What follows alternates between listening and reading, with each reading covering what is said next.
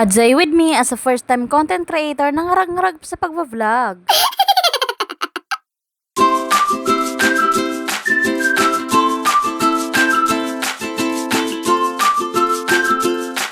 Hi guys! Ngayong araw nga ay maaga akong nagising dahil lalabas kami ngayon para magpa-araw. 7:30 pa nga lang yan ng umaga kaya naman nag-asikaso na ako kasi mamaya ipalabas na yung haring araw. Kaya naman pagkabangon ko nga ay dumiretso na ako sa lababo para maghilamos tsaka mag-toothbrush. At pagkatapos ko nga ay dumiretso muna ako dito sa labas para walisan tong harap ng bahay namin. Tulog pa din naman kasi ng mga oras na yan si Berting kaya hindi ko muna siya ginising. Saka ko na lang siya gigisingin pag natapos na ako sa ginagawa ko. Yun pa namang bata na yon ay pag sinabi mong lalabas, gusto agad ilabas mo siya. Balik nga tayo sa ginagawa ko dyan. Ayan nga at sinimulan ko na din ang ritual ko sa mukha.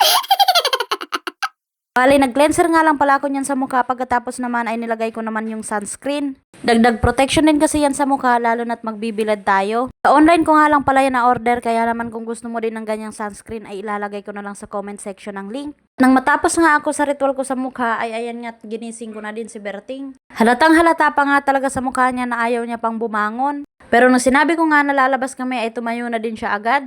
Kaya naman pinunasan ko muna ng wipes yung mukha niya tsaka pinalitan ko na din siya ng diaper. Punong-puno na kasi yung diaper niya dyan kahit kakapalit ko lang ng madaling araw. Sa lakas ba naman kasi niyan dumede sa gabi kaya naman malakas din talaga siya sa konsumo ng diaper. Hindi ko na sana siya lalagyan ng diaper dyan kaso naisip ko nga baka umihi o kaya tumae habang nasa labas kami. Kaya naman nilagyan ko na lang siya para sigurado at ayan nga sinuotan ko na siya ng tsinelas at diretso na din kami lumabas. Malapit nga lang pala yung bahay namin sa kalsada kaya naman saglit lang ay nakalabas na din kami. Ayan nga at tuwang-tuwa na naman ang Berting dahil nakalabas na naman siya. Ilang araw din kasi kaming hindi nakapagpainit dahil late nga ako minsan nagigising. Late na din kasi kami minsan matulog kaya naman late na din kami nagigising.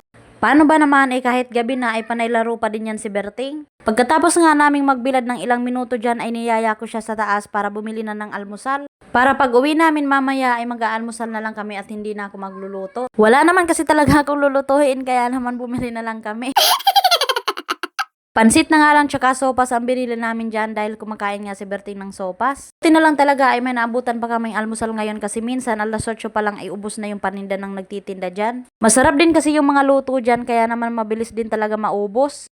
Fast forward nga at nang makauwi na kami ay sinalin ko na din yung mga binili ko. Nagtimpla na nga din ako dyan ng kape dahil hindi talaga pwede mawala ang kape sa almusal. At ayan nga ready na din yung almusal namin kaya naman nag-almusal na din kami.